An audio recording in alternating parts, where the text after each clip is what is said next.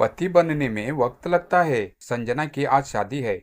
बहुत खुश भी है। संजना परिवार की पसंद से अविनाश जैसा सुयोग्य पति उसे मिला है। संजना अपने माँ बाबा की एकलौती बेटी और भाई की एकलौती बहन थी। घर में सबसे छोटी और चुलबुली होने के कारण बचपन से ही सबका स्नेह उसे मिला।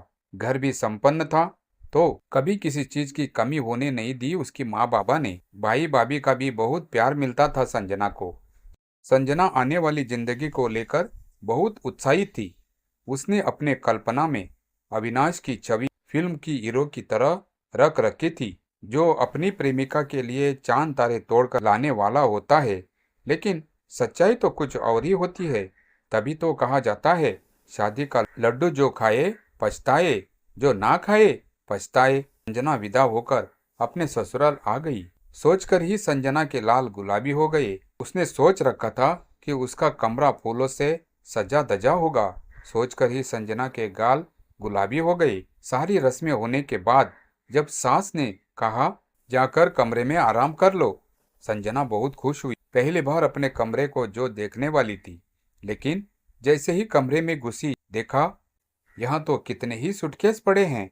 किसी ने चाय पी के कप भी वही छोड़ रखा था, और पलंग पर ननद का बेटा जो अभी मात्र 3 साल का था सो रहा था। संजना तो कमरे को देखते ही निराश हो गई। अविनाश उसके बुझे चेहरे को देखकर समझ गया, शायद संजना कुछ और ही उम्मीद लगा रही थी। अविनाश ने कहा, अभी बहुत मेहमान आए हुए हैं, घर में कमरे भी 3 ही है, तो अभी तुम्हें थोड़ा एडजस्ट करना पड़ेगा। बाद में जब सब चले जाएं, तब तुम अपने पसंद के कमरे को सजा लेना। अविनाश की बात सुन संजना बस हल्का सा मुस्कुरा देती है। धीरे धीरे जिंदगी आगे बढ़ती है।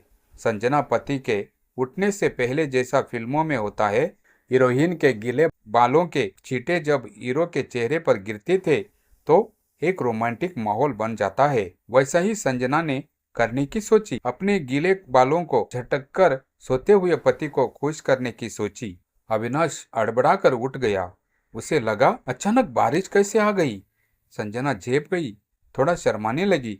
उसे लगा अभी अविनाश उसकी तरफ करेगा और बाहों में भर लेगा। अविनाश ने अपने गुस्से को कंट्रोल करके कहा, संजना सर्दी का मौसम है, अपने बाल सुखा लो वरना जुकाम हो जाएगा। बोलकर अविनाश बाथरूम में चला गया। संजना को बहुत गुस्सा आया। कैसा पति मिला है, बिल्कुल रोमांटिक नहीं है। संजना अपनी कोशिश में लगी रहती, कैसे अविनाश को अपने सपनों के हीरो जैसा बनाया जाए। बड़े दिनों बाद आज बाहर जाने का प्रोग्राम बना था। संजना भी सज धज कर तैयार हो गई। अविनाश के साथ कुछ अच्छा वक्त मिलेगा बिताने को। पहले मूवी जाएंगे, फिर बाहर खाना खाएंगे, फिर आइसक्रीम खाएंगे। क्या क्या सोच लिया था। अच्छे से तैयार होकर दोनों पति पत्नी कार में रवाना होते हैं। मॉल तो इस तरफ है ना अविनाश, तुमने गाड़ी दूसरी तरफ क्यों ले ली? संजना ने पूछा। वो दीदी जीजाजी को भी लेना है ना, वो भी तो साथ चल रहे हैं ना, अविनाश ने कहा। अच्छा, मुझे बताया नहीं, संजना ने कहा। संजना का मन एक बार उदास हो गया, फिर सोचा कोई बात नहीं, अविनाश तो उसके साथ ही है, फिर क्या है, साथ के मजे रहेंगे। सब साथ में मॉल जाते हैं, पहले पिक्चर देखने जाते हैं। सब बढ़िया चल रहा था, लेकिन बीच में ननंद का बेटा रोने लगता है। बाकी को कोई दिक्कत ना हो तो अविनाश बोलता है, मैं बाबू को बाहर ले जाता हूँ, आप सब के पसंदीदा एक्टर की फिल्म है, आप लोग देखिए। मैं और बाबू बाहर जाते हैं। संजना चाह कर भी अविनाश को रोक नहीं पाई। पूरी फिल्म अकेले ही देखनी पड़ी। बाद में खाना खाने जाते हैं, तब भी अविनाश अपने बहनोई की पसंद के हिसाब से खाना मंगवाता है। वो संजना से पूछता जरूर है, कुछ चाहिए क्या संजना, लेकिन संजना गुस्से में कुछ नहीं मंगवाती। संजना बहुत दुखी हो जाती है।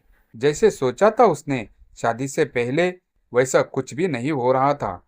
उसे लगता था शादी के बाद पति सिर्फ पत्नी की सुनते हैं, लेकिन यहाँ तो पहले माँ, फिर बहन, उसके बाद उसका नंबर आता है। संजना अपना मन बदलने के लिए कुछ दिनों के लिए मायके जाती है। वहाँ भी थोड़ी उदासी सी रहती है। संजना की माँ उससे पूछती है, तब बहुत जोर देने के बाद संजना अपनी समस्या बताती है। माँ हंसने लगती है। संजना को और गुस्सा आ जाता है। जाओ आप, मुझे बताना ही नहीं चाहिए था आपको कुछ, आप नहीं समझोगे। पापा तो आपकी हर बात सुनते हैं, आपकी हर पसंद का ध्यान रखते हैं। आपको क्या पता है कैसा लगता है जब पति के लिए पत्नी से ज्यादा बाकी लोगों की खुशी मायने रखती हो? ऐसा नहीं है मेरी लाडो। तेरे को क्या लगता है तेरे पापा हमेशा से ऐसे ही थे क्या? पहले दिन ही मेरे हर पसंद का ध्यान रखने लगे? आज तो जमाना बहुत बदल गया है। तेरी दादी के सामने तो हम बात भी नहीं करते थे। पूरा पूरा दिन बिना बात किए ही निकल जाता। तेरे पापा भी माँ के पूरे भक्ति ही थे। अगर तेरी दादी ने कहीं जाने से मना कर दिया तो मजाल है कहीं घूमने निकल जाए। शादी के 5 साल तक तो तेरे पापा को ये भी नहीं पता था मुझे क्या पसंद है क्या नहीं। तो फिर तुम्हें बुरा नहीं लगता था? संजना ने पूछा। लगता था, लेकिन फिर धीरे धीरे समझ आया कि हम बेटों को यही संस्कार तो देते हैं, तो फिर उनकी क्या गलती। बेटियों को तो हमेशा यही सिखाया जाता है, ससुराल ही तुम्हारा घर है, पति परमेश्वर है, पति की खुशी में तुम्हारी खुशी है। लेकिन बेटों के लिए ऐसा कुछ नहीं कहा जाता। उन्हें तो जोरू का गुलाम कहा जाता है। माँ पिता के चरणों में स्वर्ग है ये कहा जाता है। उनके दिमाग में यही भरा जाता है, अगर पत्नी के सामने झुक गए यानी तुम मर्द नहीं हो। फिर पापा कैसे बदल गए? संजना ने आश्चर्य से पूछा। क्योंकि मैंने खुद को नहीं बदला, मुझे जो पसंद है धीरे धीरे बताया। कभी कुछ शिकायत है तो जताया भी। घर के सभी लोगों की पसंद की 4 चीजें बनाती थी, तो अपने लिए पसंद का कुछ बना लेती, जिससे उन्हें भी पता चला मुझे क्या चाहिए। एक टाइम के बाद सब सही हो जाता है। पति भी अपनी जिम्मेदारी समझने लगते हैं। प्यार तो उन्हें भी होता है, बस जताने में समय लेते हैं। आदमी को लड़के से पति बनने में वक्त लगता है। लड़कियां तो 7 फेरे होते ही पत्नी बन जाती है। बस हमें लड़कों को भी यही संस्कार देने की जरूरत है कि पत्नी सिर्फ पत्नी नहीं, अर्धांगिनी है। जितना फर्ज तुम्हारा है उतना उसका। समझी मेरी लाडो? अब मेरा दिल थोड़ा शांत हुआ। संजना ने ठंडी सांस ली। संजना वापिस ससुराल गई। ननंद नंदोई सभी घर आए हुए थे। सब ने कहा आज बाहर से खाना मंगा लेते हैं। अविनाश ने कहा हाँ, सबको चाइनीज पसंद है, वो ही मंगा लेते हैं। संजना ने अविनाश को कहा पर मुझे सोया सॉस की सुगंध पसंद नहीं है। अविनाश ने कहा ओह, अच्छा हुआ तुमने बता दिया, मैंने तो कभी पूछा ही नहीं। ठीक है, तुम बताओ क्या मंगाना है, आज तुम्हारी पसंद का खाना मंगा लेते हैं। संजना खुश हो गई और फिर से अपने फिल्मी सपनों में खो गई। धीरे धीरे अविनाश को भी अपनी जिम्मेदारी समझ आने लगी।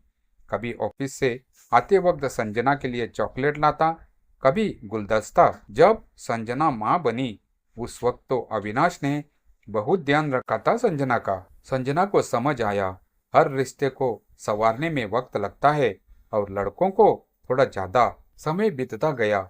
एक दिन शाम को अविनाश ऑफिस से लौटा तो देखा संजना किचन में चुपचाप सब्जी काट रही थी। पहले वह सीधे कमरे में चला जाता, पर अब उसने आदत बदल ली थी। थक गई होगी ना? उसने पास आकर पूछा। संजना ने सिर हिलाया, थोड़ा सा। अविनाश ने बिना कुछ कहे सब्जी का चाकू उसके हाथ से ले ली। आज तुम बैठो, मैं बनाता हूँ। माँ के यहाँ रहते रहते थोड़ा बहुत सीख गया हूँ। संजना मुस्कुरा दी। यह मुस्कान अब शिकायत भरी नहीं थी, उसमें सुकून था। कुछ दिन बाद जब ननंद और नंदोई आए तो वही पुराना दृश्य दोहराया जा सकता था। सबकी पसंद, सबकी बातें, लेकिन इस बार फर्क था। भैया वही चाइनीज मंगवा लें, ननंद ने कहा। अविनाश ने संजना की ओर देखा और बोला नहीं दीदी, आज संजना को पसंद नहीं, आज कुछ और मंगाते हैं। ननंद ने हैरानी से संजना की ओर देखा, फिर मुस्कुराई।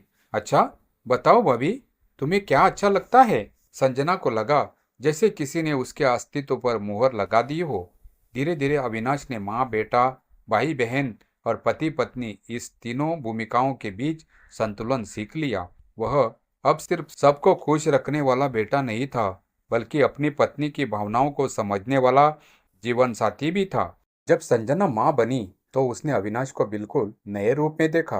रात रात भर जागकर बच्चे को संभालना, संजना के लिए गर्म दूध लाना, डॉक्टर के पास खुद छुट्टी लेकर जाना, यह सब उसके लिए किसी फिल्मी हीरो से कम नहीं था। एक रात संजना ने हंसते हुए कहा, तुम जानते हो, शादी से पहले मैं सोचती थी मेरा पति चांद तारे तोड़ लाएगा। अविनाश मुस्कुराया, मैं तो बस सब्जी, दवाई और चॉकलेट ला पाता हूँ। संजना ने उसका हाथ थाम लिया। यही असली चांद तारे हैं अविनाश। आज संजना समझ चुकी थी, शादी का लड्डू सच में अजीब होता है, पर अगर दोनों उसे मिलकर बांट ले तो पछतावा नहीं, तृप्ति देता है। और प्यार, वह पहले दिन नहीं, हर दिन थोड़ा थोड़ा करके जन्म लेता है।